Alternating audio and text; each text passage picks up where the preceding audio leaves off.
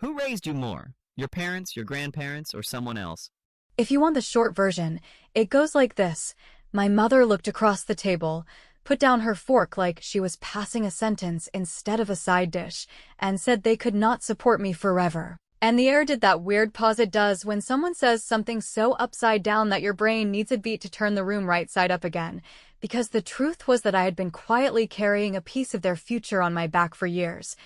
And in that moment, I felt something click into place that was not rage and not grief, but a kind of cold clarity that comes when you realize you do not need to argue with a person who has just told you exactly who they are. I did not pick a fight, because I have learned that arguing with my mother is like throwing water at a grease fire. It looks like it should help, and then it just climbs higher and stains everything it touches, and besides, they were comfortable, they were full. And they were certain they had just dispensed tough love to their wayward daughter, which is a neat trick considering I have been making the automatic transfers into their retirement account every month since before my last promotion. And when I say making the transfers, I mean I set it up in my own online banking because the advisor said it would be cleaner, and because my parents are the kind of people who hand you a folder of unopened mail and call it bookkeeping. My father chuckled. Not an evil chuckle, more like a team mascot who thinks he is encouraging you by reminding you of the score when he has not looked at the scoreboard in years. And he said something about how independence builds character and how I should be proud of standing on my own 2 feet, and I sat there thinking about the times I stood in line at the pharmacy picking up their prescriptions while taking work calls on speaker, and the times I moved my travel dates to drive my mother to a specialist because she did not want to learn rideshare apps, and the very tidy spreadsheet on my laptop that showed every deposit I had made into an account that did not have my name on it. Because I thought that is what family does when the story flips and the kids are the ones who can help. So I nodded, and I said, sure, I hear you, and I let her keep talking because she loves the sound of a lesson landing, and I let him tell his little stories about bootstrap grit and paying your dues, and I kept my face calm while taking inventory. Not of their words, because the words were a distraction, but of their beliefs, the way they have always needed to cast themselves as the rescuers even when someone else was the one pulling the rope, and I felt the old habit of explaining myself rise up like a reflex, and then I pressed it down, because explanation is a form of begging, and I have begged enough. On the drive home, I did not replay the scene the way I used to, hunting for the moment I could have said the perfect comeback, because I finally understood that the perfect comeback is not a sentence, it is a boundary, and boundaries do not sound clever. They sound boring and firm and final, and I decided I would not give them a speech about gratitude or fairness or math. I would give them something better. I would give them cause and effect. I got home, opened my laptop, and pulled up the account like I was checking the weather, and there it was, the tidy little transfer labeled monthly contribution. The one I had increased last year when my bonus hit because the advisor said a little more now would compound nicely later, and I looked at the button that said pause and then at the one that said cancel, and I smiled because I realized I did not need to be dramatic. I just needed to stop acting like I was the safety net no one could see, so I clicked pause because I wanted a record and I wanted a conversation, and then I went one step further and changed the notification settings so that all alerts on contribution changes would copy my parents and the advisor, which is not mean. It is transparent, and transparency can feel like punishment only when you have been living on assumptions. Then, because I know my mother, I drafted a short email to the advisor in plain language with no heat in it, saying that I was reassessing my personal budget and would need to suspend contributions for an indefinite period. And I asked him to confirm receipt and to send a simple summary of projected impact to all parties, and I scheduled it for first thing in the morning because I wanted the timing to belong to the next day and not to the tail end of a messy evening. And I wanted the subject line to be the first thing my mother saw when she opened her phone over coffee. I also opened my bank's bill pay and removed myself from 2 recurring favors I had never named out loud because naming them would have invited opinions. One was the quarterly property tax top-off I covered when their escrow came up short. The other was the auto-pay for my father's phone line that somehow got added to my family plan when his provider messed up a port years ago, and I set both to terminate at the end of the current cycle with a polite note to myself in the memo field that read, Stop doing invisible rescues, because if a rescue is invisible, it becomes expected, and if it is expected, it stops being a gift. I did not text my mother a single word that night. I did not send a passive-aggressive thumbs up or a long explanatory essay. I washed a couple of plates, made a list of the boxes I needed to bring down to the car in the morning so I could clear some space in my trunk for my own errands, and then I slept. Not perfectly, but better than I have after any argument, because I was not arguing. I was editing my life. So when my alarm went off before sunrise and I started moving the boxes, not because I was leaving anywhere, but because visible action helps some people understand what invisible action already decided. I knew exactly what I was going to say if she called, and I knew exactly what I would not say if she tried to turn this into another lesson, and I knew the email would land in a few minutes with the advisor's name on it. And I knew the alerts would ping both their phones at once, and I knew the conversation could finally happen on ground I did not have to fight to stand on. And just as I slid the last box into the trunk and shut it, my phone buzzed with my mother's name lighting up the screen, and before I could answer, I heard the house door open behind me and her voice start to form the first question. And I smiled to myself because she did not know yet that the first answer had already been sent. I heard the door before I saw her because my mother always opens it the same way, with that careful hush like she is stepping into a hospital room where she is the only healthy person, and she started with my name stretched into a question that already carried judgment, asking why I was moving boxes this early and whether I was planning some dramatic exit, and I said no, I was just getting my car organized for the week, because a trunk stuffed with other people's errands is a good picture of how things had been, and I watched her do the little scan she does, eyes bouncing from the boxes to my face to the driveway and back again, and I could feel the speech building in her throat about responsibility and adulthood, and all the recycled lines. So I cut a fresh path with a tone that sounded like I was talking about nothing more than a calendar reminder as I said I had paused the retirement contributions for now, and I said it lightly, the way you mention you switched coffee brands, and I wish I could tell you I felt triumphant in that second, but what I actually felt was a quiet steadiness, the kind that comes after you set down a weight you did not realize you had been clenching with both hands. Her face did something I have only seen a few times, not full panic and not anger either, more like a person who thought the floor was stable and then discovered the boards had a hollow underneath, and she said, "What do you mean paused?" Using that particular sharpness that pretends to be curiosity, but is really control in a cardigan, and I said exactly what it sounds like. I paused my automatic transfers and I emailed the advisor. He should be following up with a summary later this morning, and then I lifted another box and slid it into the trunk because I have learned that when you give a boundary, it helps to move your body, to signal that you are not asking permission, and she stepped closer like proximity might rewind my sentence, asking why on earth I would do that without talking to them first, since this was a joint effort and a family matter, and I let that word hang there, family, because I have learned it can be used like a blessing or like a leash. I told her I was following her advice, that I needed to stand on my own 2 feet and prioritize my stability, that I could not expect them to support me forever, and I said it as neutrally as I could, because I wanted the echo to be hers, not mine. And I watched recognition wash over her, that tiny flicker when someone hears their own words without the costume they dressed them in, and she tried to reframe on the spot, saying of course they wanted me to be secure, of course they appreciated everything I had done, but there were ways to handle these things, and by ways she meant quiet and invisible, the internal highway that runs from my checking account to their comfort without any signage. And I resisted the old urge to fill the silence with explanations, because explanations invite debate, and I am done debating what I already decided. She asked whether I understood the timing, that markets were unpredictable and that consistency mattered, that missing even a few months could change the trajectory, and I said I did understand, which is why I had carried it as long as I had. And that I was not making a point, I was making a change, and that change had a reason, not a performance, and I told her that if she wanted to discuss the budget, we could all sit down together with the advisor and look at the real numbers, not the family myth about who saves whom, and she balked at that suggestion because transparency is comfortable only when it confirms the story you prefer, and the story she prefers is that they are the wise guides seeking to nudge an adult daughter toward independence. Not two people whose fixed income has been quietly padded by a daughter they sometimes call irresponsible when she sets a boundary they do not like.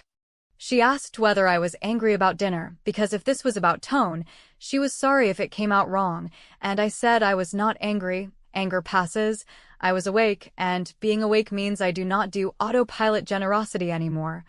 Especially when autopilot gives cover to lectures that were never earned. And I told her I would not be arguing or trying to convince her of anything, because the numbers would do that job better than I could. And I saw her swallow that because numbers have no manners, and therefore cannot be shamed.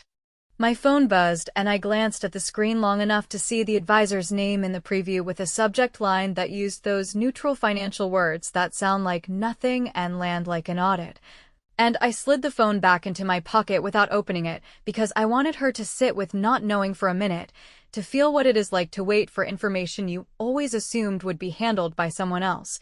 And she asked me to forward any updates immediately, and I said the email was already copied to both of them, which moved us from the private hallway of our usual back and forth into a public room where the fax would have chairs, and she looked at me like I had committed some breach of etiquette by inviting reality to the table. I told her I had also unwound a couple of other quiet favors that had made everything feel smooth at their end and threaded at mine, and I did not list them because the point was not a ledger, it was a principle, and she said she wished I had told her first.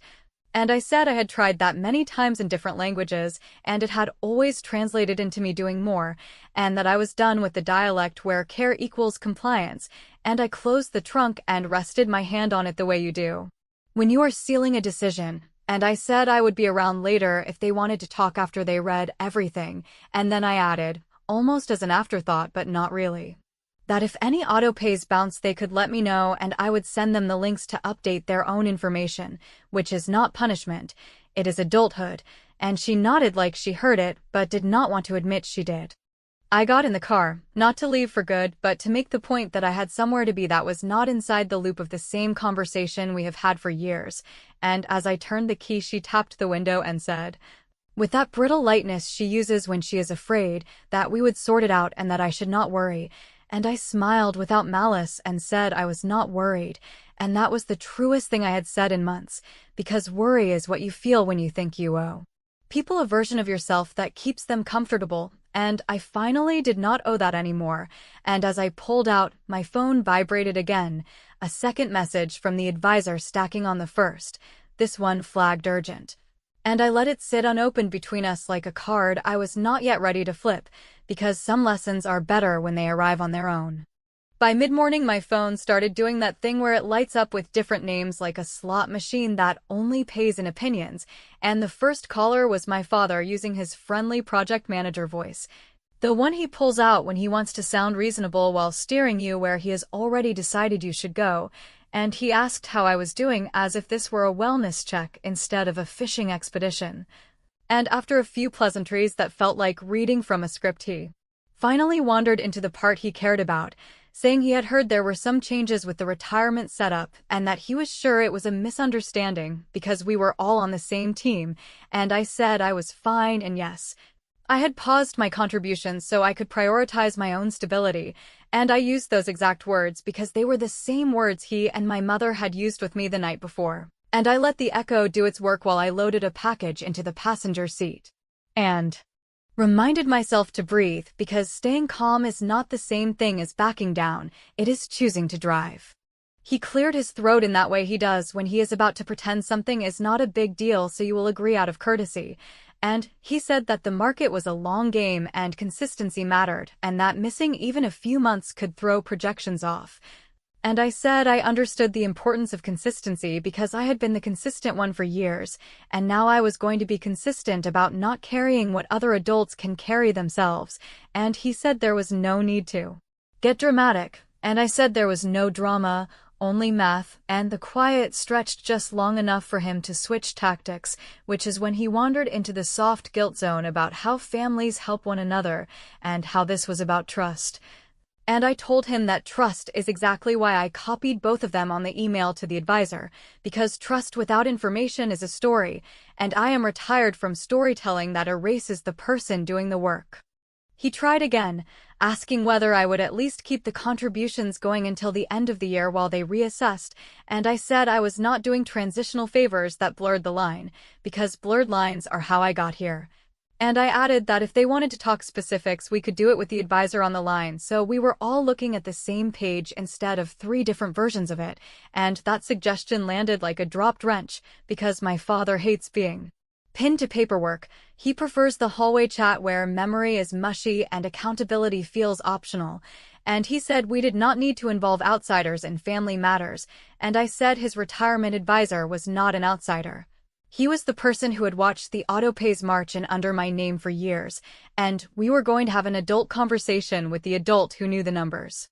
After we hung up, I got a text from my cousin, who never reaches out unless a narrative is already making the rounds, asking if everything was okay because she had heard I was having money problems and might be moving,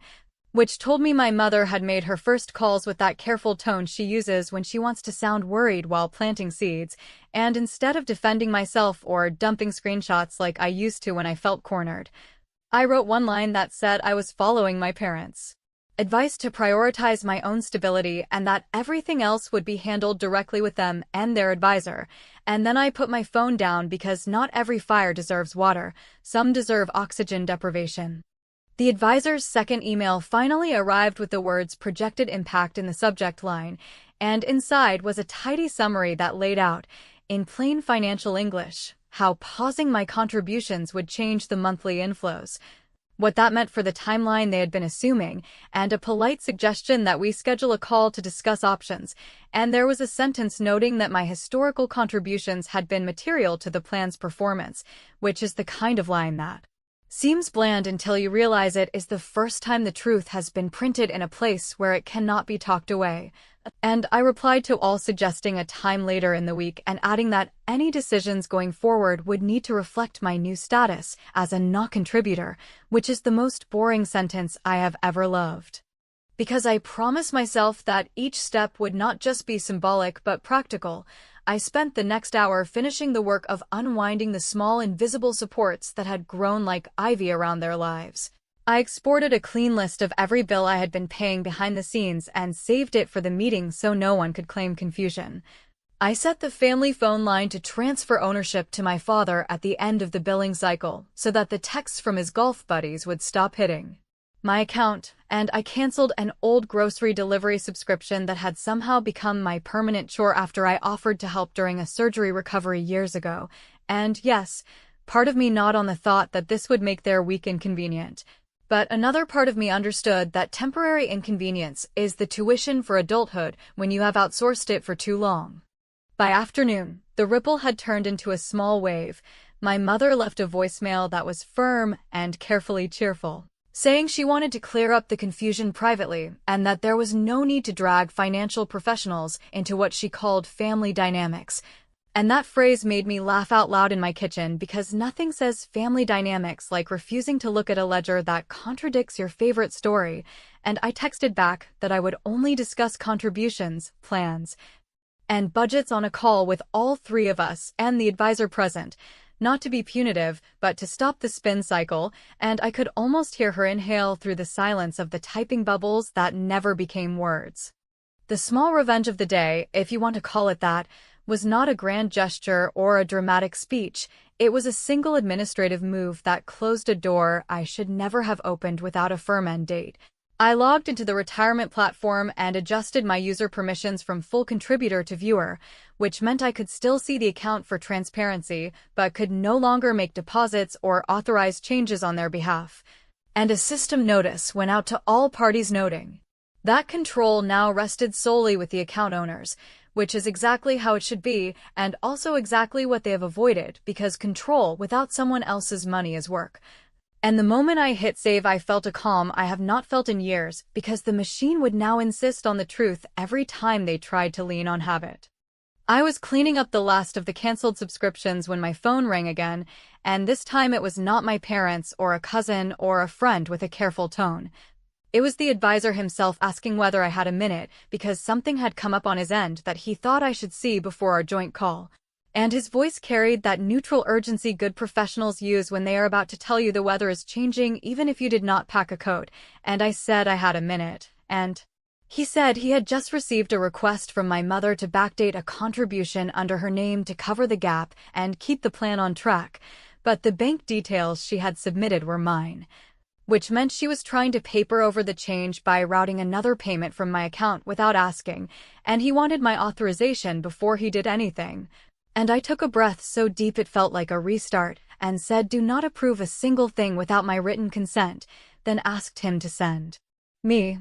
the formal request with the timestamps, because if my mother wanted to keep this in the dark, I was about to pull every curtain open at once. I thanked the advisor for flagging the backdated request, and, because I have learned the only way out of fog is documentation, I asked him to send me the formal request, the submitted bank details, the timestamps, and a brief note from his compliance team confirming that no transaction would be processed without my explicit written authorization, and he said he would prepare it all within the hour, which felt like someone finally putting the mess into a clear folder with a label that could not be peeled off and replaced with a nicer story, and before we hung up I asked him for one more thing I should have demanded years ago. A full contribution history broken down by source and amount with a simple percentage of how much of the plan's growth was attributable to my deposits, not because I planned to wave it around like a trophy, but because I wanted the truth on paper in a way that would not wither under the heat of family debate. I drafted an email to my parents that was the opposite of dramatic, because plain language is what ends power plays, and I wrote that I had been notified of an attempt to initiate a contribution using my banking information without my authorization, that I had instructed the advisor not to process any transactions from my accounts under any circumstances, and that all discussion of their retirement funding would occur on a joint call with the advisor so that everyone shared the same information at the same time. And then I added one line I should have used years earlier, that any future financial support from me would require written terms, timelines, and mutual agreement, because I am done with favors that grow roots and then pretend to be the landscape. My father called within minutes, sounding upbeat in that brittle way people sound when they are trying to sprint past a problem and wave back like nothing happened, saying there must be a misunderstanding because your mother was only trying to keep the plan steady. And I said there was no misunderstanding because the advisor had the request, the routing number, and the attempted backdate on file, and that I was not angry. I was simply establishing that my money moves when I move it, and he said there was no need to involve compliance and legal language, and I said compliance exists so people stop treating money like a family diary, and I repeated that we would speak on the scheduled call and not before, because hallway conversations are where the facts go missing and the feelings multiply. While I waited for the paperwork, I tightened the rest of the loose ends that had allowed this to go on far longer than it should have. I changed my online banking password and two-step verification so that any attempt to connect new payees would ping my phone. I removed the advisory firm as an authorized external transfer destination from my bill pay just in case an old template was still floating around, and I opened a fresh folder in my email where all messages from the advisor and both parents now auto-forward, because nothing calms a churning stomach like knowing you can find every thread in one place when the talking starts to turn slippery. The advisor's packet arrived exactly as promised, neat and clear, and there it was in black and white, month by month and year by year, the deposits that had left my account and landed in theirs, the percentage of growth tied to those deposits, and a short, careful paragraph that said my contributions had been material to the plan's viability under the current assumptions, which is a professional way of saying this worked because I made it work, and attached to that summary was the attempted backdated contribution request listing my bank as the source, stamped received, stamped pending, stamped rejected due to lack of authorization, the kind of stamped trail that even the best family spin cannot scrub. And I replied to all that I had received the documents and would hold any comment until our joint call, not to be cold, but to keep the conversation from sliding back into the old pit where emotion crowds out arithmetic. Because I promised myself that every episode of this mess would have a concrete action that moved my life toward clean lines. I took one more step that will sound small, but felt like taking the keys back to a car I had been asked to drive without ever being allowed to choose the destination. I asked the advisor to change my role on the account from viewer to limited recipient of statements only, which means I will still see quarterly summaries for transparency, but will receive no alerts, no requests, and no delegation prompts, so that any future need for help will require a direct, adult ask rather than a silent system nudge that lands at midnight and assumes I will keep playing cashier. And he confirmed the change with a notice to all parties that the account owners now had exclusive control and responsibility for funding decisions, which is exactly the sentence this entire family should have absorbed a long time ago. By afternoon, the ripple had made it to the cousins and the aunts who keep score the way other people keep recipes, and one cousin sent me a concerned message asking whether I had overreacted and whether this pause would hurt their future. And I wrote back that I was taking my parents' advice to prioritize my own stability and that everything else would be addressed in a meeting with their advisor, and leaving it there felt like a muscle I had finally built, the one that says I do not litigate my boundaries in group chats. My mother texted that she wanted to talk privately before any meeting because outsiders do not understand our family, and I stared at that sentence long enough to feel the old urge to fix her discomfort. Then wrote that the only conversation I would have about funding, budgets, or plans would happen on the record with the person who actually runs the account, and that I would be happy to talk about feelings after we dealt with facts, which is a sequence I should have held to since the first time I paid a bill that did not have my name on it. The small revenge for this chapter, and it was delicious in its simplicity, was asking the advisor to append a single line to the meeting invitation that said the agenda would include acknowledgement of past funding sources and agreement on future roles and responsibilities, and to send the invite to both of my parents with his firm's disclosure attached, because nothing tilts a family story back onto its feet like a bulleted agenda and a disclosure that demands signatures, and within minutes. Both of them accepted the invite, which told me the room was finally set in a way that could hold the truth without me having to wrestle it into place. And just when I let myself breathe, my phone buzzed with a platform alert that a distribution request had been initiated from the retirement account to cover near-term expenses, a request I had no power to stop and no desire to manage. And I understood exactly what that meant about their cash flow and exactly how cornered my mother must be feeling, and while the system processed their own decision for once, I opened a blank note and wrote the one sentence I planned to end the meeting with. Because if they wanted clarity, I was going to hand it to them in words that could not be softened or spun, and I closed the note knowing that tomorrow I would finally say it out loud. We met on video because the advisor said calendars were tight and because distance makes it harder to slip into the old choreography where my mother steers, my father nods, and I end up offering more than I meant to. And he started with the agenda like a referee who knows both teams like to play rough but prefers clean tape, walking through contribution history, current projections, and next steps, and when he shared his screen and the numbers lined up in neat columns, I watched my parents read them the way people read test results, looking for any line that could be interpreted as not so bad, and then he read the sentence that finally pinned the truth to the table, saying that under the assumptions used to date, my deposits had been material to plan viability, and that pausing them required either reduced spending, increased personal contributions from the account owners, or adjustments to retirement age and distributions, and he said it calmly, no heat, no commentary, and the silence that followed was the kind of silence that either breaks people open or hardens them into denial.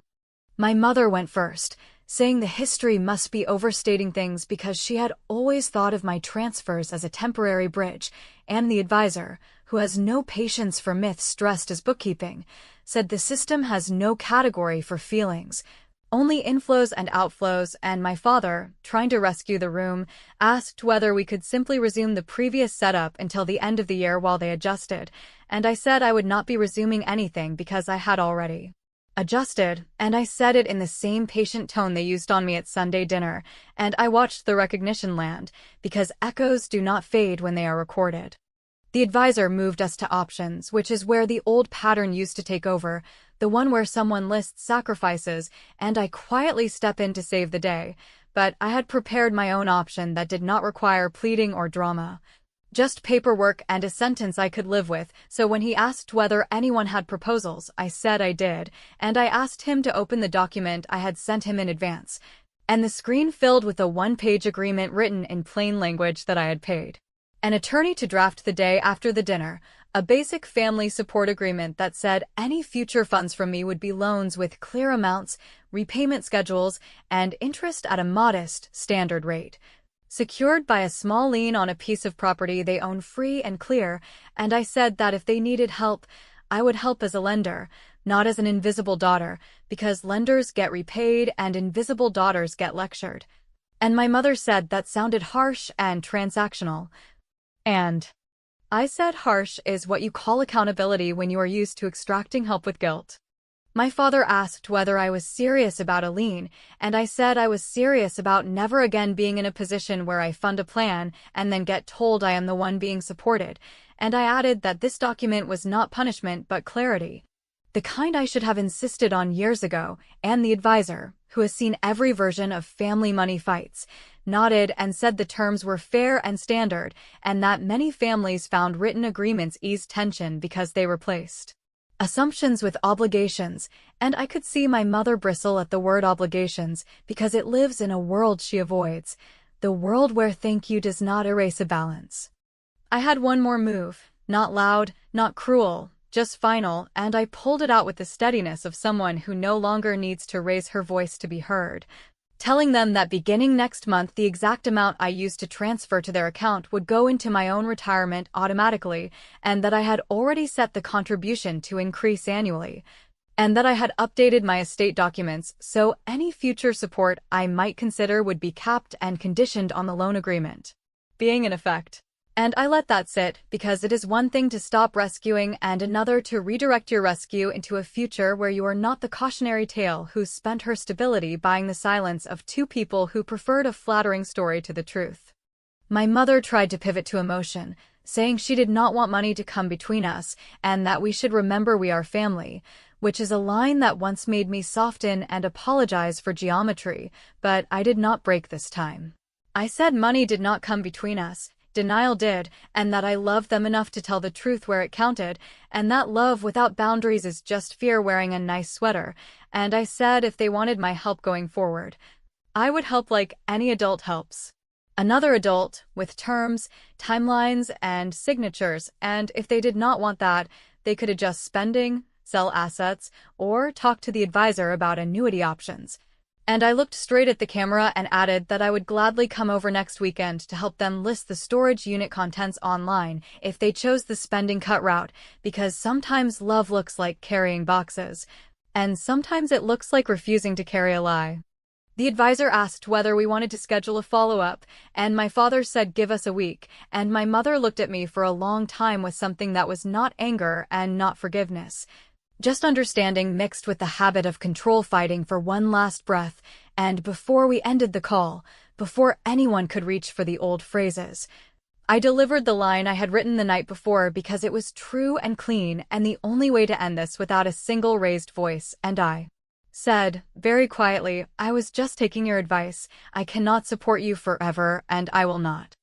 I closed my laptop and let the quiet sit. Not the brittle silence of swallowing things you cannot digest, but the ordinary quiet that follows a decision you mean. And later that afternoon my father texted that they would review the agreement and talk to the advisor about adjustments, and my mother wrote that she wanted to speak about holidays and not money for a while, and I said that sounded good, and I meant it, because the best revenge in this whole story was not the email, not the meeting, not even the agreement, but the fact that I had finally made them step into their own adulthood while I stepped fully into mine, and whether they sign or sell or tighten or choose something else, I have already won. Because the old story is over and the new one has rules I wrote in my own name, and that, more than any apology or toast or family group text, is the ending I wanted. The one where I put the crown back on my own head without asking anyone's permission and walk away feeling steady, clear, and absolutely done.